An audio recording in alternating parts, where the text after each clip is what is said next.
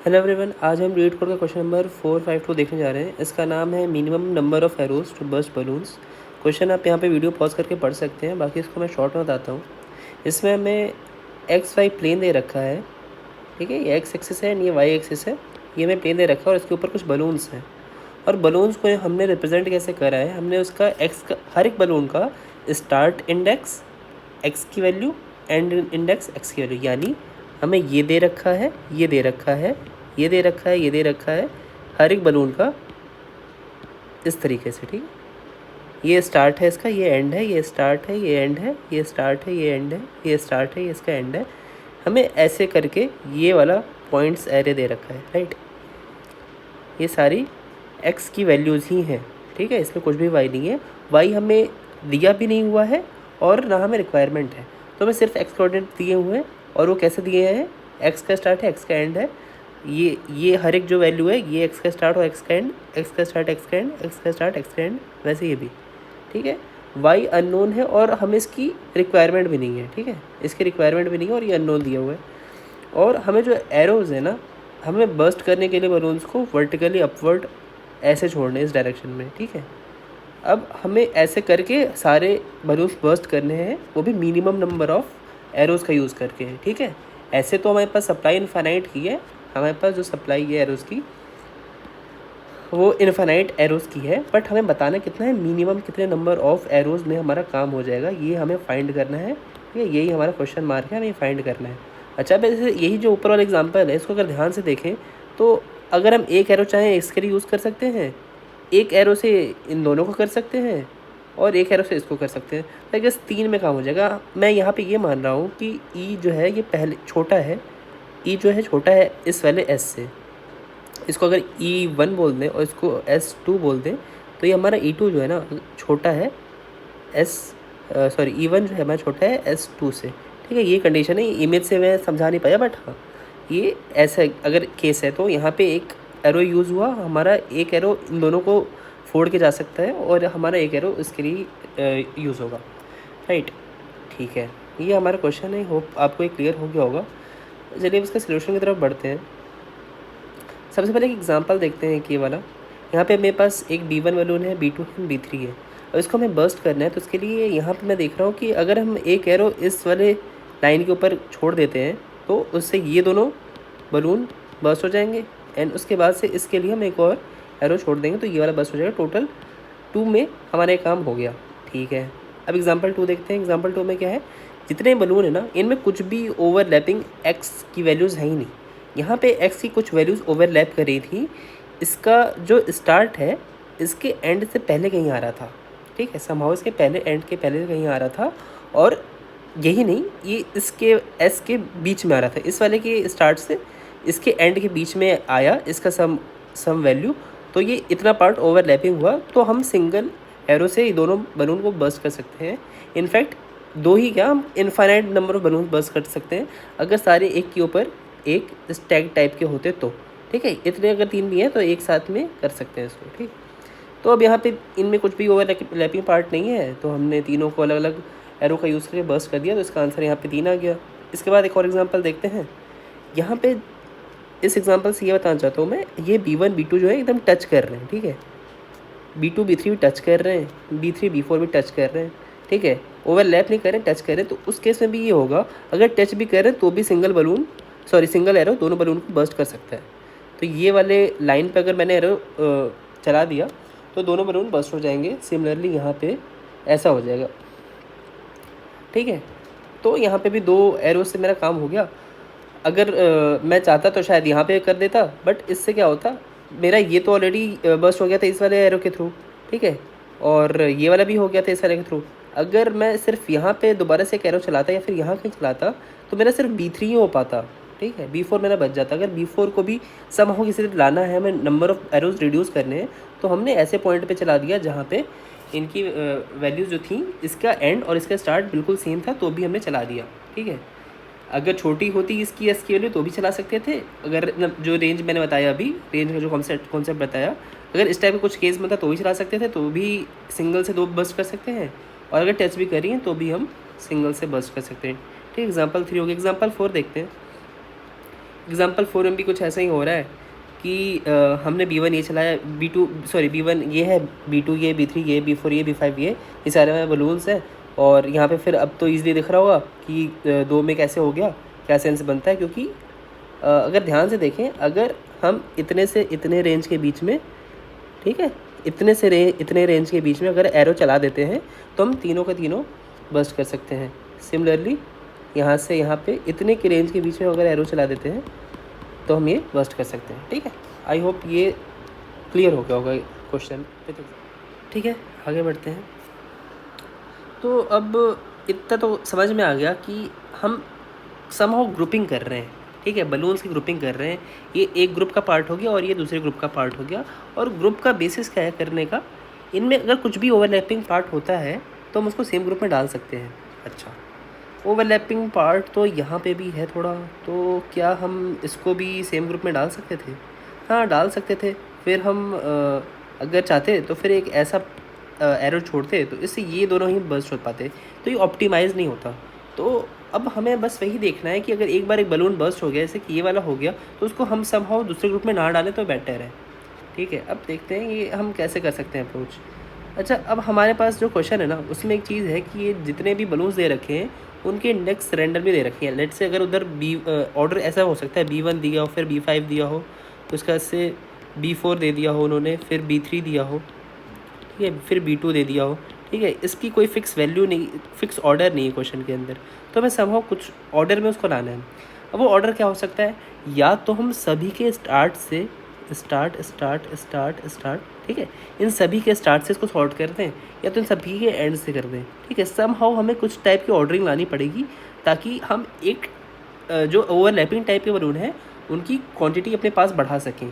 अगर हम इसको पिक करें और इसको पिक करें कुछ ओवरलैपिंग चेक करने के लिए, तो हमें कुछ मिलेगा नहीं। लेकिन अगर हम इसको और इसको चेक करेंगे तो हमें फॉर श्योर मिल जाएगा कुछ। ठीक है, तो हमें कुछ सॉर्टिंग करनी होगी।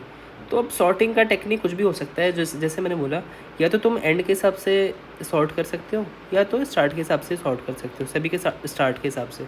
ठीक है, तो अगर स्टार्ट के हिसाब से यहाँ पे बनाऊँ तो फर्स्ट वाला मेरा ये बन जाएगा, सेकंड वाला ये बनेगा, थर्ड वाला ये बन जाएगा। ठीक, और अगर एंड के हिसाब से करूँ तो फर्स्ट वाला ये हो जाएगा, सेकंड वाला ये हो जाएगा, थर्ड वाला ये हो जाएगा। बट इससे कोई फ़र्क नहीं पड़ता। क्यों नहीं फ़र्क पड़ता हमारे इसके ऑर्डर से? क्योंकि हमें सिर्फ इतना ध्यान रखना है कि ओवरलैपिंग पार्ट हम कैसे देख रहे हैं। ओवरलैपिंग पार्ट देखने का तरीका क्या है, अगर भले ही ये मेरा पहले आ गया, ठीक है, इसका एंड तो यहीं पे है, ठीक है, इसका ये वाला एंड तो यहीं पे है। अब जब हम अगला वाला देखने जाएंगे तो हमें पता है कि इसके बाहर अगर कुछ भी हो वो इस वाले रेंज के अंदर नहीं आएगा, मतलब इसके एंड के अंदर नहीं आ पाएगा। हमारा अगला बलून अगर ऐसा कुछ होता है जो मैंने बनाया है, वो क्या सेम एरो से हम इससे और इसे फोड़ पाते? नहीं फोड़ पाते। तो अब हमारा एक है कि जो लास्ट एंड है ना, लास्ट एंड, ठीक है, वो जब भी हम देख रहे होंगे उसका यही क्राइटेरिया होगा कि हमारा लास्ट एंड से अगला बलून का स्टार्ट, ये इसका स्टार्ट है, ये एंड है।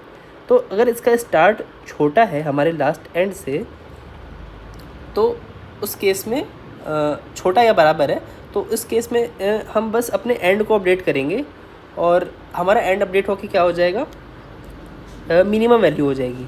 ठीक है, अभी तो इस एग्जांपल में मिनिमम वैल्यू यही है, तो यही मिनिमम वैल्यू रह जाएगी। बट लेट्स से अगर कुछ ऐसा सा होता हमारा केस, ठीक है, अगर ये एक B1 होता और एक ही कुछ B2 है, तो इस केस में अगर हमने इसको पहले कंसीडर किया है, हमारा लास्ट एंड की वैल्यू ये है। उसके बाद से जब हम इसे देखने आ रहे हैं, इसको जब हम देखने आ रहे हैं, तो यहाँ पे हमारा इसका जो स्टार्ट है हमारे एंड से तो छोटा है। ठीक है, हमारा अगर इसका इस वाले बलून का स्टार्ट इस वाले एंड से ऑब्वियसली छोटा है, इसके इंडेक्स पीछे है। ठीक है, तो ये कंसीडर हो सकता है। उसके बाद से हमें एक चीज़ और देखनी है कि अब हमारी मिनिमम जो रेंज बन गई ना, वो कितनी बन गई। अब वो रेंज बस इतनी सी बन गई है। ठीक है, क्योंकि समहाउ हमें बस यही करना है ना कि हमारा जो ये इस टाइप का रेंज है ना, इसके अंदर ही हम एरो चला सकते हैं। अब इस इतने के रेंज के अंदर जो भी चीज़ें आ जाए, जितनी चीज़ें आ जाए उतना बेहतर है। अब कोई ऐसा बलून होता, ठीक है, इतना सा, तो अब हमारा सिंगल एरो से काम हो तो जाता, बट हमारी नई रेंज कुछ ऐसी सी बन जाती। ठीक है, आई होप आपको ये समझ में आ रहा होगा। अब रेंज किस चीज़ की बात कर रहा हूँ, जितने में हम एरो चला के इन सारे बलून को फोड़ सकते हैं। ठीक है, तो बस अब हमें कुछ चीज़ें क्लियर हो गई हैं और इसको अब थोड़ा कोड लिखते हैं, फिर दोबारा समझने की कोशिश करेंगे। ठीक है, इसका कोड देखते हैं कि हम कैसे अप्रोच कर सकते हैं कोड में। तो हमारे पास एक इंटीजर है फाइंड, इंटीजर रिटर्न टाइप है इसका, और इस फंक्शन का नाम है फाइंड मिन एरो शॉर्ट्स, राइट। और इसके अंदर हमें गिवन क्या है, इनपुट गिवन है वेक्टर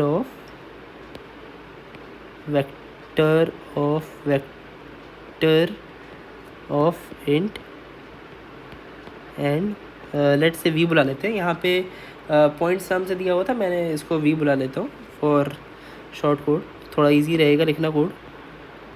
उसके बाद सबसे पहले आते थे क्या करना है, हमें सॉर्ट कर देना है वी डॉट बिगिन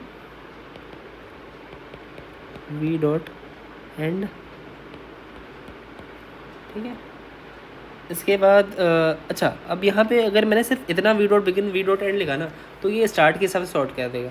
लेकिन आपको अगर एंड के हिसाब से सॉर्ट कराना है, उसके लिए एक कंपेयर फंक्शन लिखना पड़ेगा, ठीक है। कंपेयर फंक्शन आपको लिखना पड़ जाएगा, वो आप लिख सकते हैं, वो चाहे तो आप कर सकते हैं उस हिसाब से। बट अगर स्टार्ट से ही काम हो रहा है तो अभी इसको सिंपली ऐसे सॉर्ट कर देते हैं, आगे बढ़ते हैं। और मुझे एक चीज़ चाहिए कि लास्ट इंडेक्स क्या, लास्ट एंड, ठीक है। लास्ट जो हमारे ग्रुप का एंड हुआ है ना, तो वो क्या हुआ है जो मैं यहाँ पे बताना चाह रहा था। तो अगर मेरे पास थोड़ा नीचे देख लेते हैं ऐसा, अगर मेरे पास कुछ ऐसा सा बलून है, ये B1 है और ये कुछ B2 है, तो मैं मानता हूँ कि ये अपने आप में एक ग्रुप है। ये मैं इसको सबसे पहले एक ग्रुप मान ही लेता हूँ, ठीक है। इसको ग्रुप मानते हुए मैं इसको, इस ग्रुप का जो एंड है ना, लास्ट इंडेक्स, जिसके बाद बाकी, जिसके रेंज के अंदर ही बाकी अगर चीज़ें आई तो उसको उसी ग्रुप का पार्ट मान लेंगे। अगर रेंज से बाहर गई, ग्रुप का पार्ट नहीं मानेंगे। फॉर एग्जांपल अभी जो B2 है वो समहाउ लेट से टच भी हो रहा है, या फिर कह लो थोड़ा सा ओवरलैपिंग पार्ट है, तो हम इसको G1 का ही मान सकते हैं, ठीक है। बट अगर हमारे पास कुछ ऐसा एग्जांपल होता कि लेट से B3, तो क्या हम इसको इस ग्रुप का पार्ट मान सकते हैं? नहीं मान सकते, ठीक है, क्योंकि हमारा ये एंड यहीं पे हो जाए और इसका स्टार्ट ये कहीं बाद में हो रहा है। तो बस सब हमें ग्रुपिंग करनी है, देखते हैं कैसे करेंगे।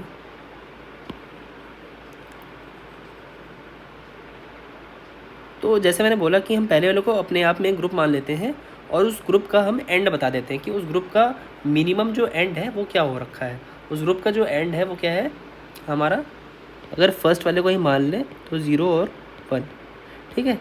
क्वेश्चन में चीज़ और गिवन है कि हमारे पास मिनिमम सिंगल बलून तो होने ही वाला है पूरे प्लेन में, तो यहाँ पे कुछ आउट ऑफ बाउंड एरर नहीं आएगा। अगर ऐसा कुछ होता तो ऊपर कुछ हैंडलिंग लगा लेते हम कि इसमें चेक कर लें कि अगर साइज़ 0 है हमारे एरे की, वी एरे की, ठीक है, इस वाले वेक्टर की अगर साइज़ 0 है तो वहीं से रिटर्न कर देंगे 0 के साथ। बट ऐसा कुछ क्वेश्चन में गिवन नहीं है, गिवन है कि सिंगल बलून तो होगा ही होगा, ठीक है। एक इंटीजर तो हमारा ये हो गया। दूसरा इंटीजर क्या होता है हमारा, आंसर एक हो जाएगा, ठीक है। आंसर इनिशियली, अच्छा एक बैलून अगर है मेरे पास तो उसको बस करने के लिए एटलीस्ट एक एरो तो चाहिए होगा, तो उसको 1 मान लेते हैं।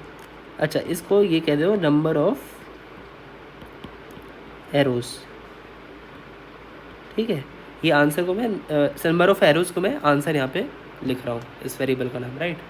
थोड़ा अब आगे चलते हैं। अब मैं क्या कह रहा हूँ कि अब हर एक बलून के पास जाएंगे और उसे पता करेंगे कि उसका जो स्टार्ट हो रहा है ना वो हमारे रेंज के अंदर हो रहा है या नहीं हो रहा है। अगर हो रहा है तो फिर फोड़ देंगे, अगर नहीं हो रहा है तो मतलब उसको अपने ही ग्रुप को मान लेंगे, नहीं तो नया ग्रुप बनाएंगे, ठीक है। अब फॉर, अच्छा अब यहाँ से जो अब हम फॉर लूप चला सकते हैं, हम पहले को इग्नोर कर सकते हैं, उसके बाद वाले से शुरू कर सकते हैं।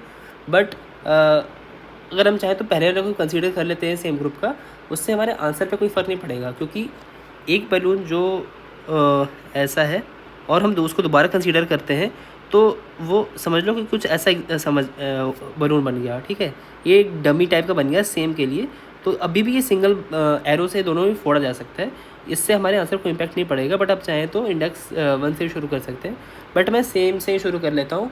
और ऐसे क्यों कर रहा हूँ, क्योंकि मैं ऑटो का यूज़ करके फॉर ईच टाइप का लूप इटरेशन करना चाहता हूँ, ठीक है।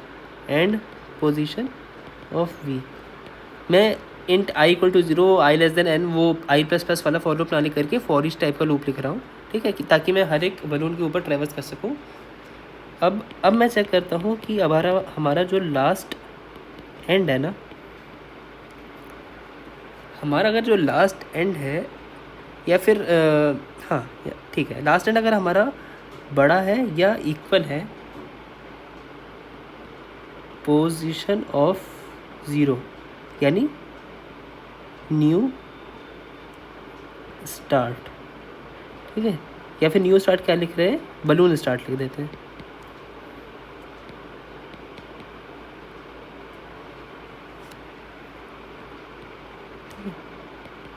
ठीक है, हम ये चेक कर रहे हैं कि हमारा जो नया बलून है ना, इसके स्टार्ट से अगर हमारा एंड बड़ा है या बराबर है तो फिर कोई दिक्कत की बात नहीं है। बस हमें इस केस में क्या करना है, अपने एंड को अपडेट करना है।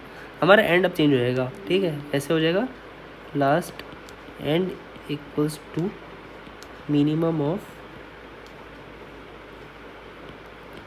Last end comma position of one position one, ठीक है। अब ये है बलून का एंड,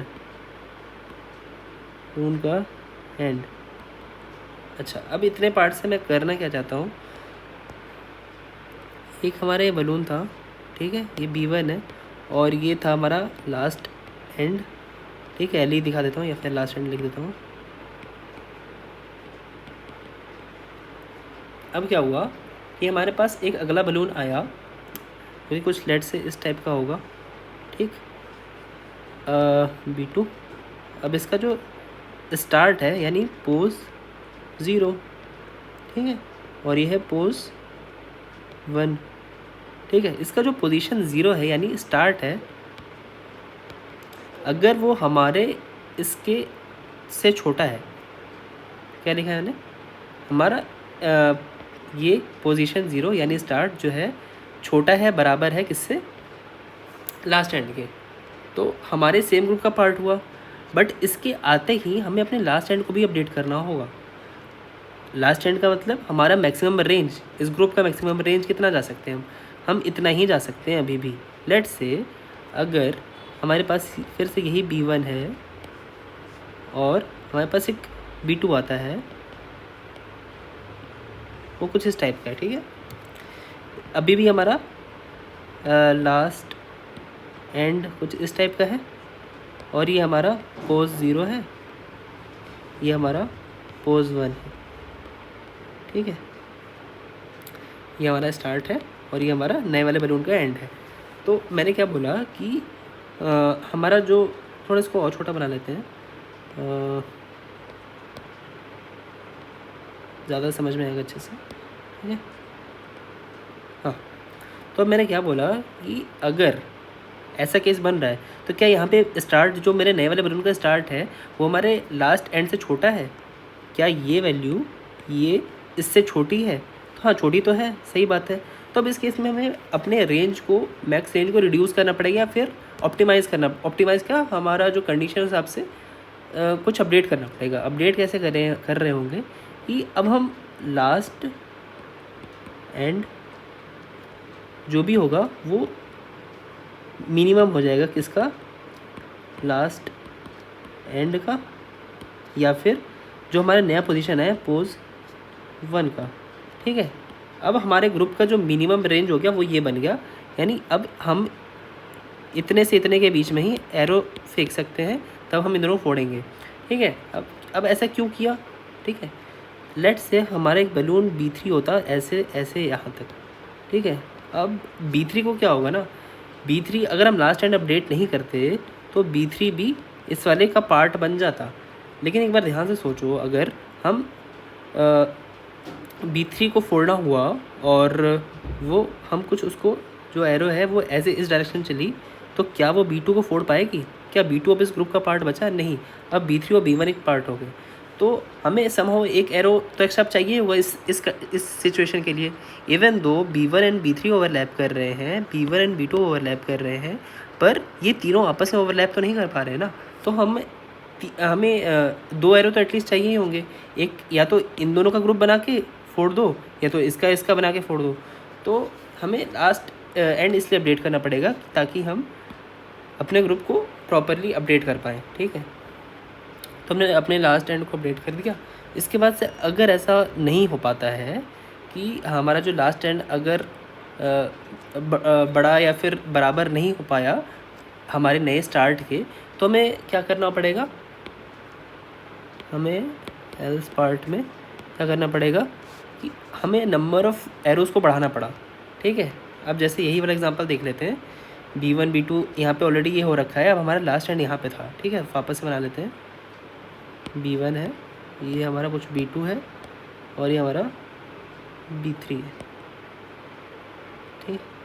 तो लेट्स से 1 था और ये 5 है, ये 2 है, ये 3 है एंड ये समहाउ कुछ ये 4 मान लेते हैं, ये 7 मान लेते हैं, ठीक है। तो अब हमारा जो ये दोनों है ना, ये सेम ग्रुप का पार्ट हो चुके हैं और हमारा जो नया वाला लास्ट एंड है, ये वाला ये हो चुका है, इक्वल्स टू कितना है, 3 है। अब लास्ट एंड का हमने कंपेयर करा नए वाले स्टार्ट के साथ। अब नए वाले स्टार्ट की वैल्यू कितनी है, 4 है, ठीक है। जो पॉज 0 है ये हमारा 4 है, यानी ये वाला कंडीशन फेल हो गया होगा, तभी तो हम एल्स में आए। हमारा ये पॉज 0 जो निकला वो उसकी वैल्यू 4 निकली, जो कि मैं चाहता था कि छोटी रहे इससे, लास्ट एंड से, लास्ट एंड जो कि 3 है। तो ये वाली कंडीशन जो हो गई फेल हो गई, ठीक है। ये वाली कंडीशन फेल हो गई, तो इसलिए हम एल्स में गए और हमें नंबर ऑफ़ एरोज़ अब इंक्रीज़ करने पड़ेंगे, क्योंकि अब इस वाले बलून को फोड़ने के लिए हमें एक और एरो चाहिए। तो बस सिंपली हमें एक आंसर में इंक्रीमेंट कर देना होगा, ठीक है। अच्छा, अब आंसर में इंक्रीमेंट तो कर दिया, लेकिन अब एक और चीज़ है ना, हमारे ये वाले ग्रुप की कहानी तो ख़त्म हो चुकी है, ठीक है। तभी तो हमने आंसर इंक्रीज़ करा। अगर सेम ग्रुप का पार्ट होता तो सेम सिंगल एरो से काम हो जाता है, लेकिन अब ये नया ग्रुप है, अब इस नए ग्रुप का नया एंड होगा और नया एंड क्या होगा, ये वाला, ठीक है। अभी पहला एलिमेंट है तो एक नया एंड हमारा यही वाला बन जाएगा। जैसे सबसे पहली बार हुआ था, जब सबसे पहला केस था, तो नया एंड तो हम इसको मान रहे थे, उसका से ग्रुप में चीज़ों को ऐड करते गए, इसको ऐड किया, अगर और कुछ आता उसको ऐड करते। बट अब ऐसा सिचुएशन आ गया कि हमें नया ग्रुप बनाना पड़ रहा है, तो नए ग्रुप में बनाने के साथ एक एरो ऐड करने के साथ हमें अपना लास्ट एंड भी अपडेट करना होगा। लास्ट एंड अपडेट कर देते हैं, तो लास्ट एंड हमारा अब क्या हो जाएगा, पोजीशन ऑफ 1, ठीक है। नए वाले एरो का ये एंड हो गया। इसके बाद हमारा फॉर लूप भी क्लोज हो जाएगा, इसमें और कुछ भी नहीं है, बस रिटर्न आंसर, ठीक है। कोड बहुत ज़्यादा सिंपल है, बहुत ज़्यादा सिंपल है, मतलब बहुत छोटे में हो गया। कितनी लाइन्स है सेंस वाली, 1 2 3 4 5 6 7 लाइन में या मैक्स 10 लाइन मान लो ये कोड कंप्लीट हो गया। बट हाँ, इसको समझना और ये हर एक लाइन का मतलब क्या है और क्यों किया गया है वो कॉम्प्लेक्स है, इसलिए मीडियम माउंट क्वेश्चन है। तो होप आपको ये समझ में आया होगा। एक बार थोड़ा इसको मैं हाईलाइट कर देता हूँ कितना पार्ट सोल्यूशन है हमारा, ताकि आप एक बार में देख सकें।